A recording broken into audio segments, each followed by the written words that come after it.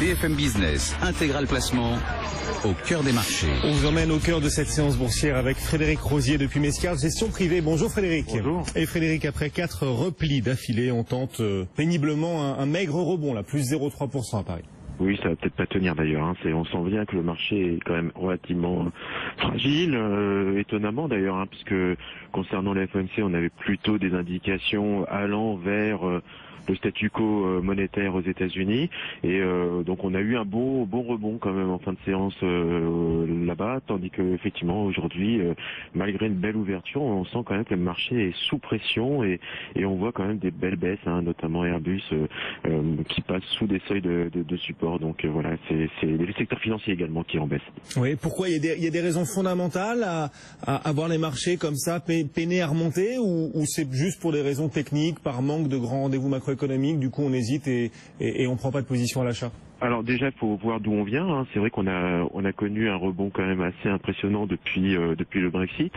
On arrive sur des résistances majeures, donc là ça devient très technique. Les 4500 points inverseraient même la tendance baissière du marché entamé il y a un an. Donc c'est vraiment un mouvement qui pourrait être enclenché. Mais aujourd'hui, on n'a clairement pas forcément de catalyseur à la hausse. On a aussi la proximité de Jackson Hole, d'élections, qui fait que c'est vrai on sent que le marché peut être fragilisé, avoir beaucoup de volatilité. On est relativement bas aujourd'hui sur ce qu'on appelle le VIX et le V2X en Europe, sur cette volatilité implicite des marchés. Donc c'est pas impossible qu'on retrouve pendant 15 jours peut-être un retour de 4-5% sur des niveaux inférieurs au niveau actuel. Avec, vous le disiez, quelques rendez-vous qu'il faudra suivre, notamment la réunion des banquiers centraux de Jackson Hole, traditionnelle réunion de fin d'été, ce sera la semaine prochaine, et puis un automne qui s'annonce aussi chargé, Frédéric, et notamment sur le plan politique et électoral. Oui, on sait, il y a plein d'échéances. Alors ça va être également le cas en Autriche, faut pas l'oublier. Oui. On a des inquiétudes aux États-Unis sur le résultat des élections. On va rentrer dans un processus électoral en France, en Allemagne, des inquiétudes également sur l'Espagne. Donc c'est vrai que ça va être chargé, ça va être une rentrée relativement chargée. Sur la macroéconomie, c'est vrai qu'on a des signes plutôt encourageants sur la solidité, notamment sur l'Espagne par exemple, sur la France ou sur l'Allemagne. Donc il y a des choses assez encourageantes, mais il y a aussi des questions sur les conséquences du Brexit. On a vu que des chiffres se dégradaient assez fortement en Angleterre, notamment en ce qui concerne l'inflation. Donc voilà, c'est une rentrée qui va être, à mon avis, assez nerveuse sur des niveaux relativement élevés. En tout cas aux États-Unis, on est sur des records historiques. Donc attention, c'est une phase vraiment où il va falloir être extrêmement prudent. Et parallèlement, continuer de suivre les publications d'entreprises. Alors ça a nettement ralenti en France, mais on en trouve encore quelques-unes par ailleurs, et notamment aujourd'hui en Suisse avec la publication de Nestlé. Oui, une des plus belles sociétés européennes.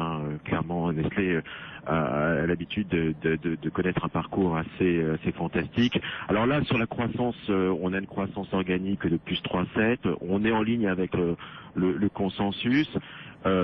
Petit effet prix quand même, on s'aperçoit qu'on a une sensibilité notamment à la faiblesse des matières premières, donc ça c'est clairement un des freins à cette croissance.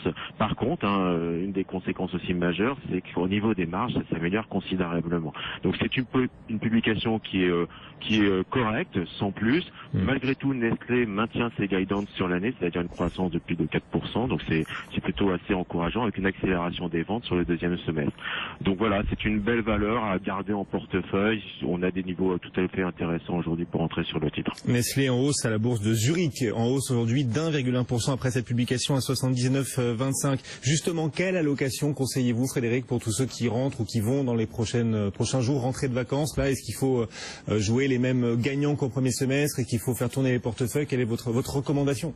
Alors je reste toujours, ça c'est mon mot d'ordre, quand même extrêmement prudent sur les financières. Ça, je comprends tout à fait l'objectif de value sur ces valeurs-là. C'est vrai qu'en termes de valorisation d'actifs, c'est très attractif.